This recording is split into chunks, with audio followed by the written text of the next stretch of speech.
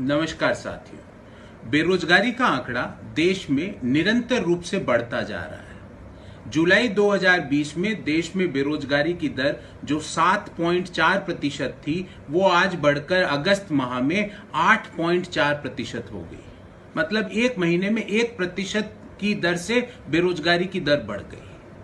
आज देश में 3,60,00,000 लोग ऐसे हैं जो रोजगार चाहते हैं और उनके पास रोजगार नहीं है। अप्रैल से लेकर अगस्त अर्थात 5 महीनों में, अप्रैल 2020 से अगस्त 2020 के मध्य 5 महीनों में 2,10,00,000 सैलरीड क्लास लोगों ने अपना पक्का रोजगार खो दिया। एक मध्यम आय वर्गीय की पूरी जिंदगी खप जाती है एक पक्का रोजगार लेने में, और 5 महीनों में देश में 2,10,00,000 लोगों ने अपना रोजगार गंवा दिया। और 2,10,00,000 लोगों का अगर रोजगार जाता है तो उसका प्रभाव 10 करोड़ से ज्यादा लोगों के जीवन पे पड़ता है। अगर हम एक परिवार में 5 लोग माने तो 10 करोड़ लोगों के जीवन पर संकट उत्पन्न हो गया। समझना यह पड़ेगा कि ऐसा क्यों हुआ, ऐसा क्या कारण हुआ। इसका कारण है कि अर्थव्यवस्था में निरंतर रूप से 2014 से लेकर अब तक निरंतर रूप से निवेश की कमी हुई। मैं एक आंकड़ा देता हूं कि अर्थव्यवस्था में जो निवेश 2014 में 30.1% ऑफ जीडीपी होता था, वो 2019 में घट के 27.4% ऑफ जीडीपी हुआ। तो अगर निवेश गिरेगा तो ये कोई बहुत बड़ा अर्थशास्त्र के ज्ञान की जरूरत नहीं है। अगर निवेश गिरेगा तो रोजगार के नए साधन सृजित नहीं हो सकते।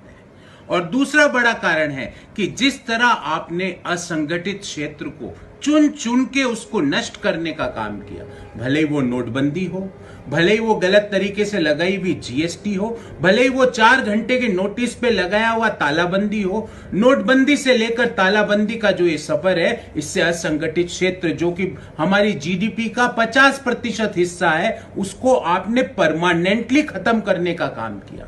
तो रोजगार के साधन सृजित कहां से होंगे। और तीसरा, जो मैन्युफैक्चरिंग सेक्टर जिसमें रोजगार के साधनों की संभावना सबसे ज्यादा है, वो आज जीडीपी का 2015 में मैन्युफैक्चरिंग का कंट्रीब्यूशन जीडीपी में 15.6% होता था, वो 2019 में गिर के 13.7% रह जाता है।